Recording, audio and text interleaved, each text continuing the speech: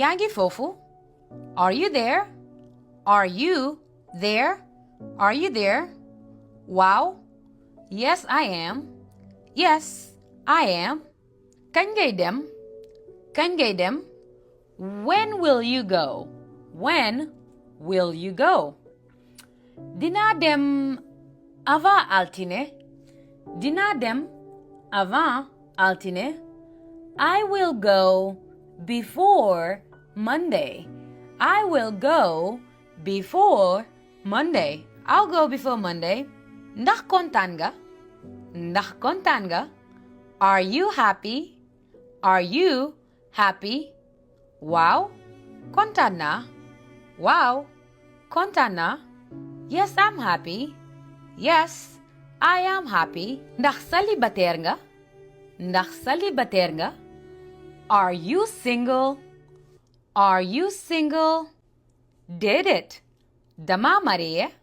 Déedéet, dama marié. No, I'm married. No, I'm married. Looy xalaat? Looy xalaat? What are you thinking about? What are you thinking about? Dama sonn tey.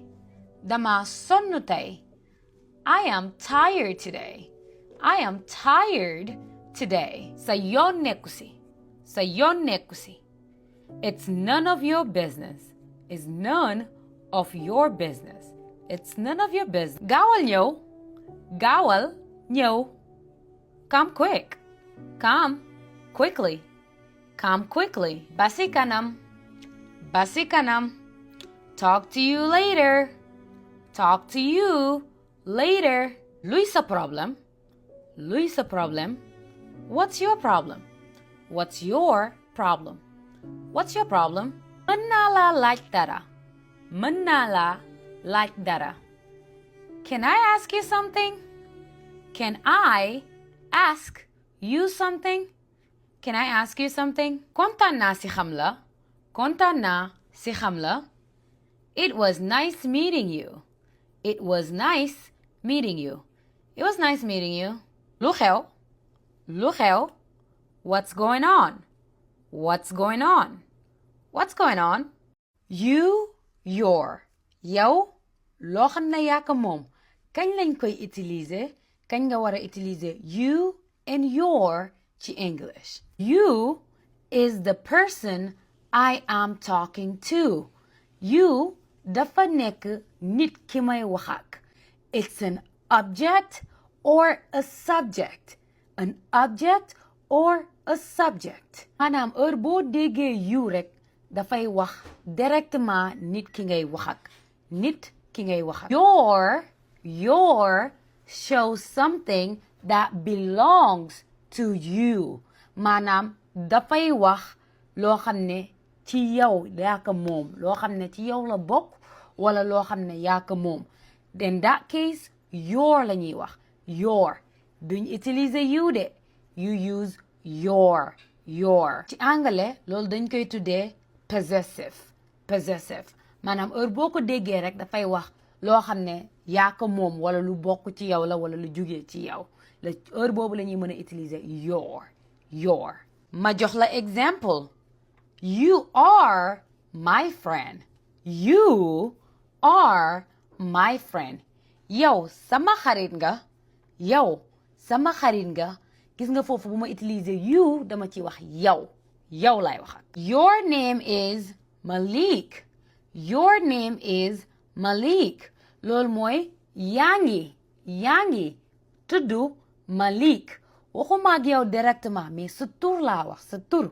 So it is your name is Malik. Foofu duñu utiliser you name is Malik. No. We don't say that.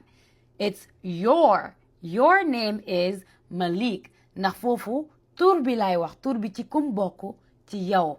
Yaa ko moom. So therefore we use your house. Duñu wax you house. Léegi xaaral ma xool ba xam li nga jàng dugg na.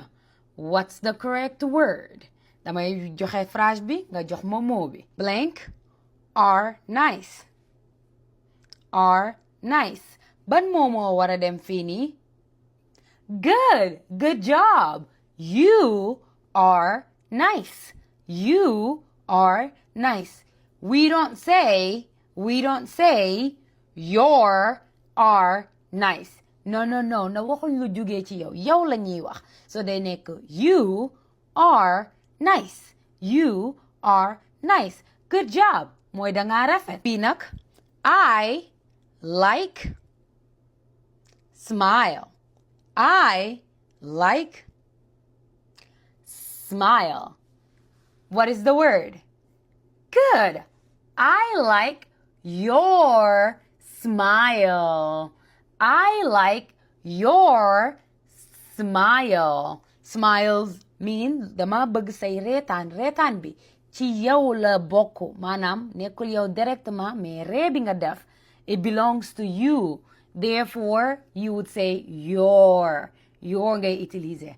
You dafay nekk nit ki, the person you're talking to or talking about. Now, your dafay nekk the things that belong to that person.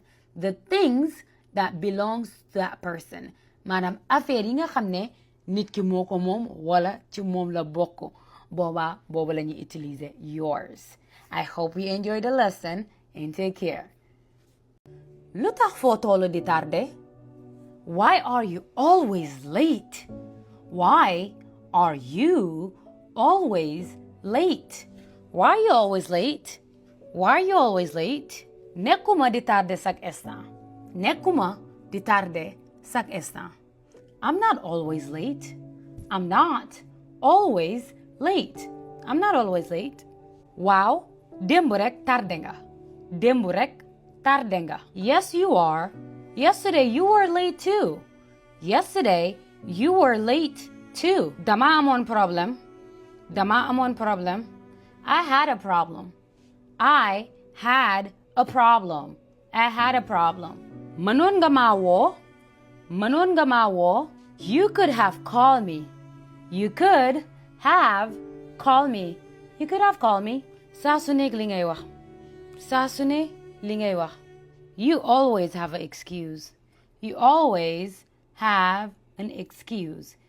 have an excuse. Dama sonn si xuloo bi. I'm tired of the argument. Man tamit dëggul beneen yoon rek. Me too. Be honest next time.